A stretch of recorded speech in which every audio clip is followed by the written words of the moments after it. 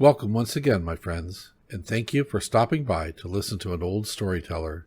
Today we have a story from Germany, and the title of this story is Rumplestiltskin. Once there was a miller who was poor, but who had a beautiful daughter.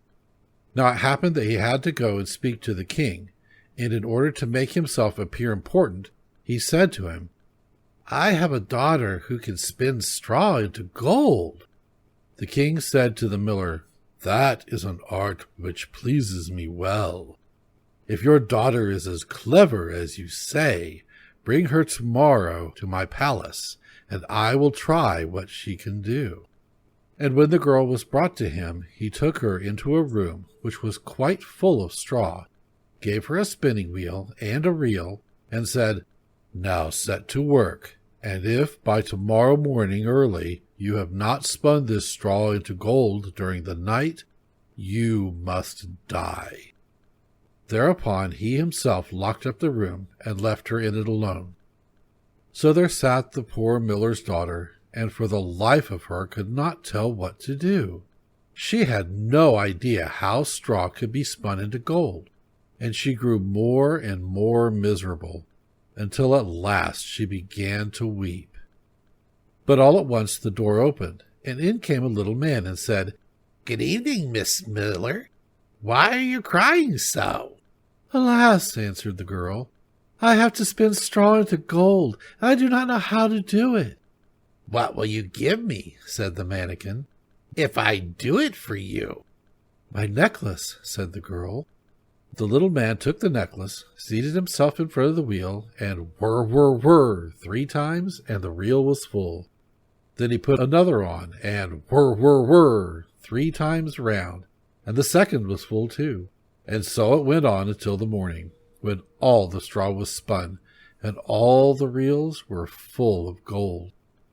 By daybreak the king was already there, and when he saw the gold he was astonished and delighted, but his heart became only more greedy.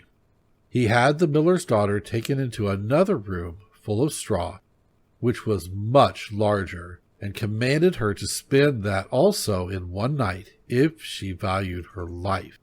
The girl knew not how to help herself, and was crying, when the door again opened, and the little man appeared, and said, "What will you give me if I spin that straw into gold for you?" "The ring on my finger," answered the girl. The little man took the ring, and again began to turn the wheel, and by morning had spun all the straw into glittering gold. The king rejoiced beyond measure at the sight, but still he had not gold enough, and he had the miller's daughter taken into a still larger room full of straw, and said, "You must spin this too in the course of this night, but if you succeed, you shall be my wife." "Even if she be a miller's daughter," thought he, "I could not find a richer wife in the whole world." When the girl was alone, the mannikin came again for the 3rd time, and said, "What will you give me if I spin the straw for you this time also?" "I have nothing left I could give," answered the girl. "Then promise me, if you should become queen, your first child." "Who knows whether that will ever happen?" thought the miller's daughter, and, not knowing how else to help herself in this strait, she promised the mannikin what he wanted, and for that he once more span the straw into gold. And when the king came in the morning and found all as he had wished, he took her into marriage, and the pretty miller's daughter became a queen.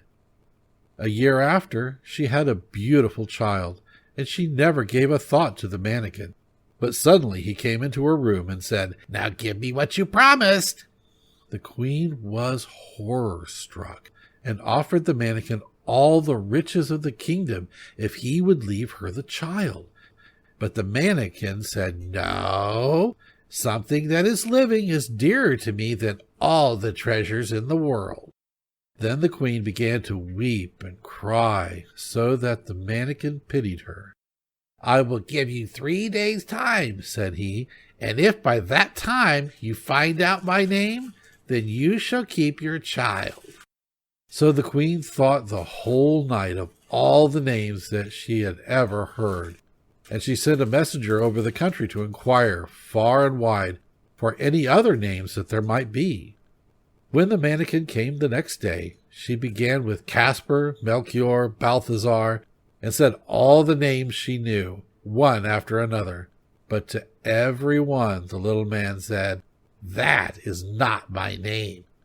On the second day, she had inquiries made into the neighborhood as to the names of the people there, and she repeated to the mannequin the most uncommon and curious. "Perhaps your name is Short Ribs, or Sheepshanks, or Lace Leg." But he always answered, "That is not my name." On the third day, the messenger came back and said, "I have not been able to find a single new name. But as I came to a high mountain at the end of the forest, where the fox and hare bid each other good night, there I saw a little house. Before the house a fire was burning, and round about the fire quite a ridiculous little man was jumping.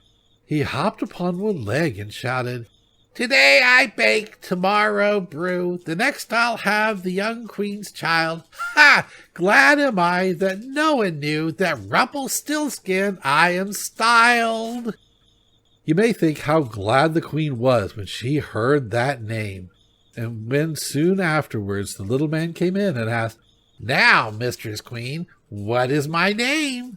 At first she said, "Is your name Conrad?" "No." "Is your name Harry?" "No." "Perhaps your name is Rumplestiltskin?" "The devil has told you that! The devil has told you that!" cried the little man, and in his anger he plunged his right foot so deep into the earth that his whole leg went in. And then in rage he pulled at his left leg so hard with both hands that he tore himself in two. Thank you once again for listening to this story. If you enjoyed this story, please press that like button. Also, please help an old storyteller out by subscribing to my channel. The next story will be posted in a few days, so until then, may your story continue to be a good one.